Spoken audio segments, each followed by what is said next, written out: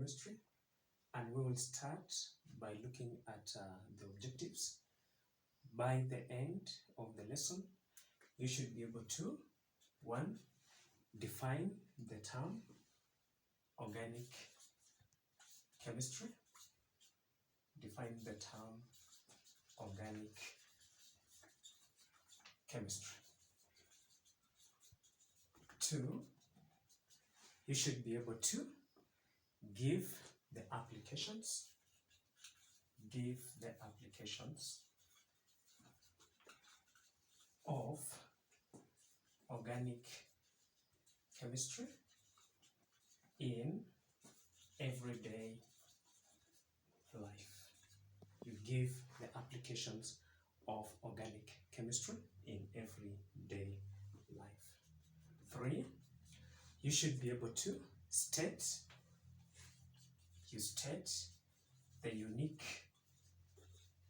nature of carbon. State the unique nature of carbon. Then the last objective, you should be able to classify organic compounds. Should be able to classify organic compounds. We will start by defining what organic chemistry is. And the definition is: organic chemistry, it is a branch of science that deals with the structure, the properties, the reactions, the composition, the preparation of chemical compounds that contain carbon. Notice we are considering the structure.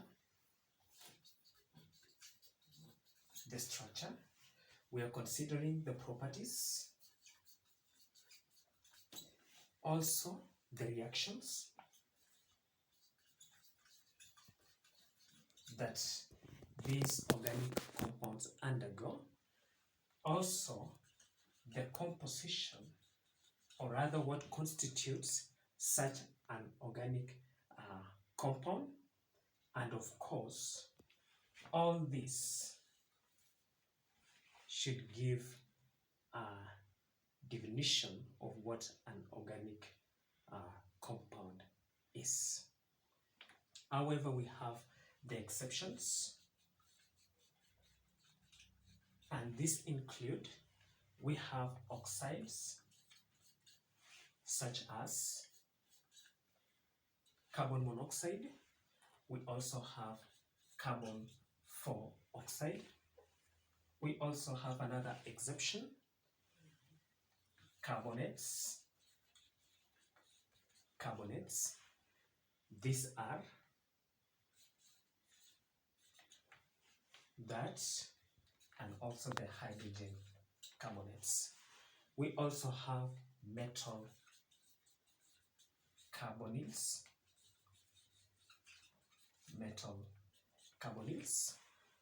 These are complexes. All these are inorganic compounds and hence are not classified as organic compounds. Let's move to the next page.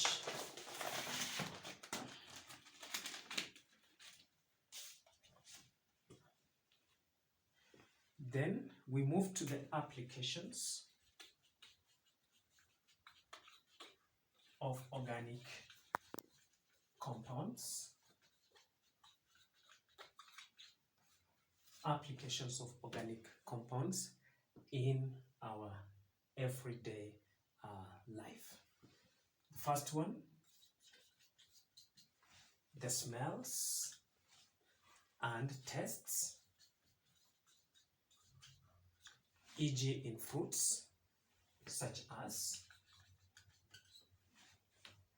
mangoes. We have passion fruits. Notice that most of these fruits contain vitamin C. And if you consider the structure of vitamin C, then you can appreciate that such is an organic structure. We also have medications, e.g. aspirin. We have paracetamol, brufen, among other drugs that are being used for medical purposes. We also have another application, and that is addictive substances such as alcohol. We also have caffeine, nicotine, etc. All these contain organic structures. We also have consumer products,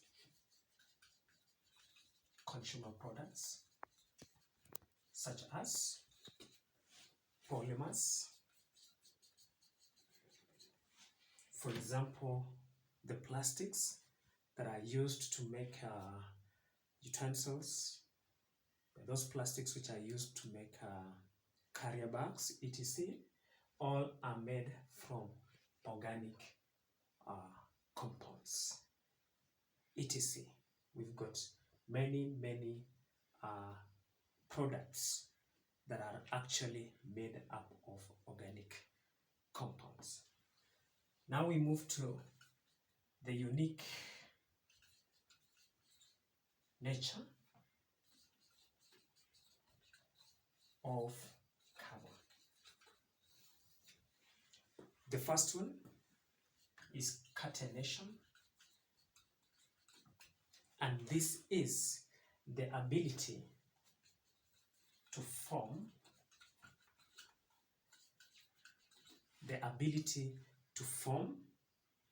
chains. Notice that for alkanes, or the simple alkanes, we have ethane, 2 carbon atoms, all through to decane, 10 carbon atoms.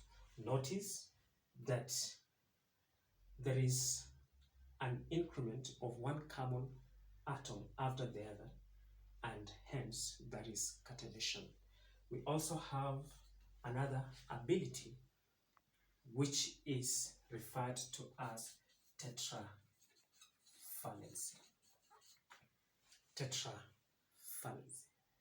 This is the ability to form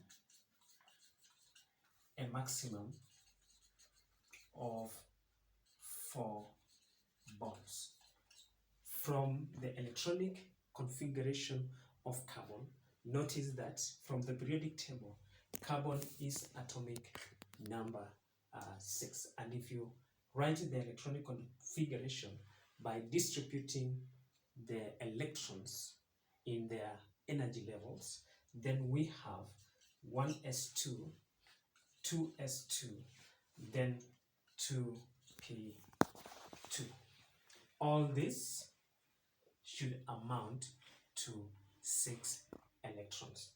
And if we distribute the valence electrons, or rather the electrons within the outermost energy levels that participate in bonding, then we have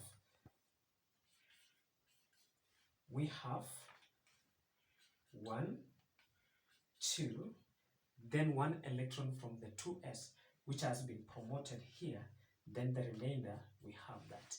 So if we generate a hybrid orbital, then we have 1, 2, 3, and 4.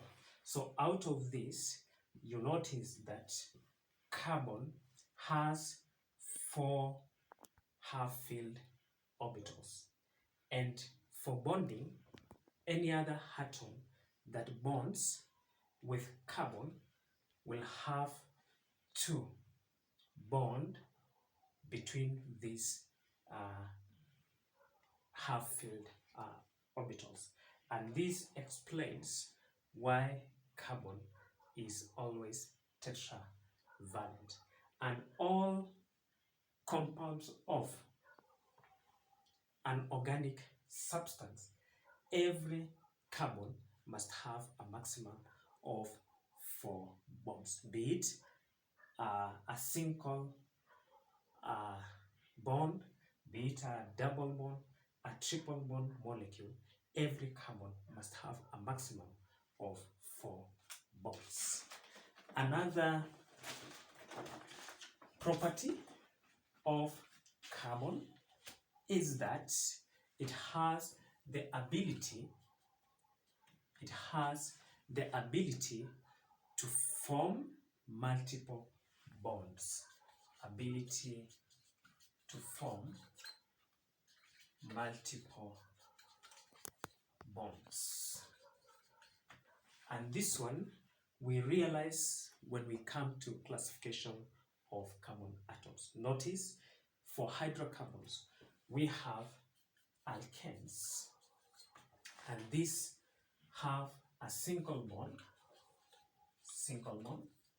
We have alkenes, they have double bonds, and alkynes, they have triple bonds. So in that case, carbon is unique in itself, in that it can form multiple bonds. So those are just but the few properties that makes carbon a unique atom other than organic, other than other elements of the periodic table.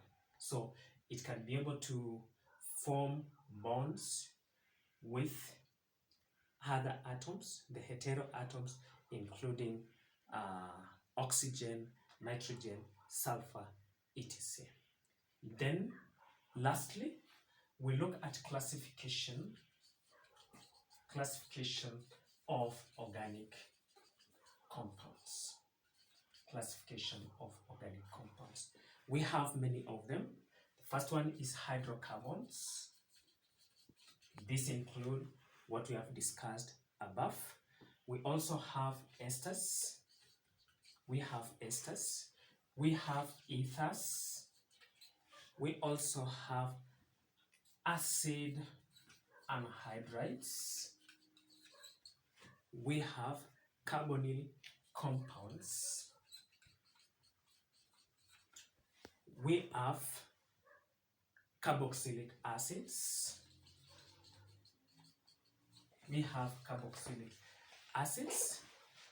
We also have alcohols. We also have aromatic compounds. These include carboxylic acids, among others. During our next lesson, we'll be able to discuss the applications, the structures, the reactions, and the compositions of all these classes of organic compounds.